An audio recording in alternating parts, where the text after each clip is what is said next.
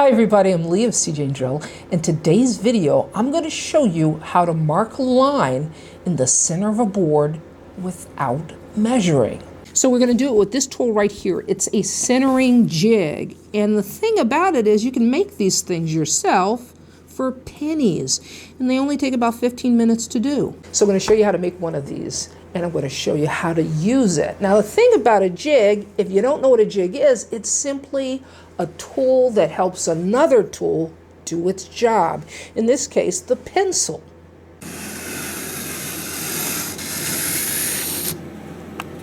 So the width of our board is 3.5 inches, and that center line, it's right on 1 3/4. Okay, I'm going to show you how to make this jig. It's a very simple process.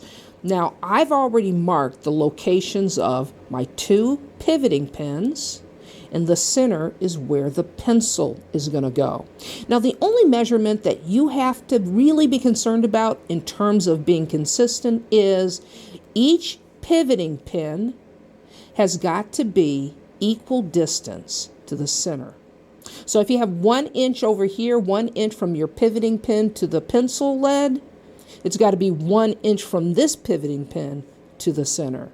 If you're working with a larger jig, if this is 3 inches to the center, this side's got to be 3 inches to the center.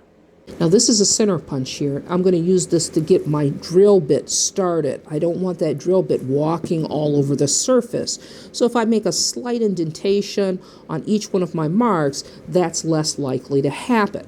Now if you don't have a center punch, you can use a nail. And that's it.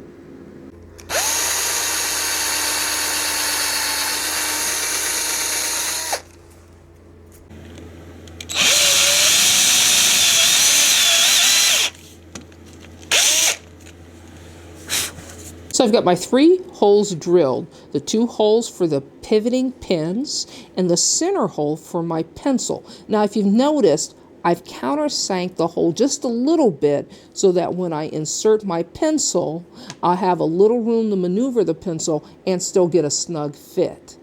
Now it's time to make our pivoting pins. I'm going to use framing nails. That's what these are here. They're 16Ds. All I have to do is cut them. So what you want to do is you want to cut the nail a 1/2 inch beyond the thickness of the wood.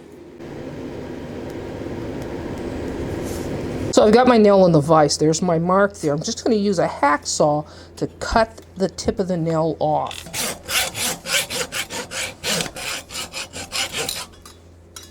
Now I'm going to do the same with the other nail.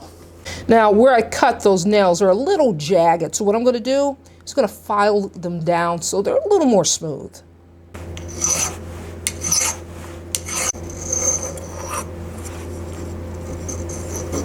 So there's our finished pins, and all we have to do now is install them.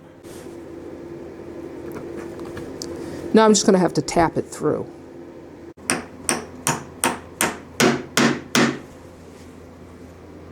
So let's insert our pencil and give it a try. What you do is you take your jig and you place it over the wood, and then you twist it.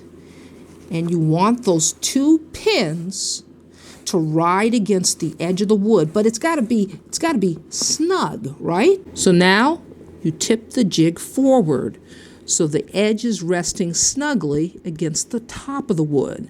You got your pins snugged the side of the wood, and you've got the edge of your jig snugged tight against the top of the wood.